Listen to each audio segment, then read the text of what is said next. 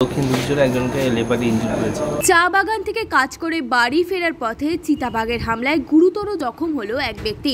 জখম ব্যক্তির নাম কল্যাণ রায়, বয়স 42। তিনি ডুয়ার্সের মেটিলি ব্লকের দক্ষিণ ধূপঝোড়া কায়েতপাড়া এলাকার বাসিন্দা।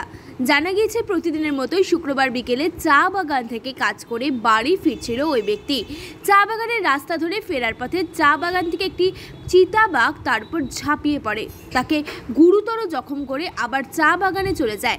স্থানীয় বাসিন্দারা জখম ব্যক্তিকে উদ্ধার করে নিয়ে যায় চালসার মঙ্গলবাড়ি গ্রামীণ হাসপাতালে। সেখানেই ওই ব্যক্তিকে চিকিৎসার জন্য ভর্তি করা হয়। খবর পেয়ে হাসপাতালে পৌঁছায় খুনিয়া স্কোয়াডের রেঞ্জার সজল কুমার দে সহ বনকর্মীরা। সজলবাবু জানান, আহত ব্যক্তিকে হাসপাতালে ভর্তি করা হয়েছে। বন দপ্তর থেকে তার চিকিৎসার ব্যবস্থা করা হবে বলেও জানান তিনি। আসলাম দক্ষিণ দিকজোড়া একজনকে লেপারি ইনজুরি করেছে। ওই বাগানে চাপাতা লোড করছিল, লোড করার পর লোড হয়ে গেছে, তারপরে বের হচ্ছিল, সেই সময় অ্যাটাক করে। আহত হয়েছে, মোটামুটি আহত হয়েছে, কিন্তু রিকভারি করে দেবে 2-3 দিনের মধ্যে। না, রেফার করেনি, এখানেই অ্যাডমিট করা হচ্ছে।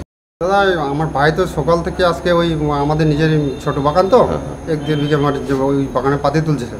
পাতি তুলে শেষ হওয়ার পরে গাড়িতে উঠে দিছে। ওই টাইমের পরে লাস্টে ওই কোনাতে এইরকম চিতাবাঘ এসেছিল। তো আমরা তো বাড়িতে বাগানে তো ছিলাম না, আমরা তো বাড়িতে ছিলাম।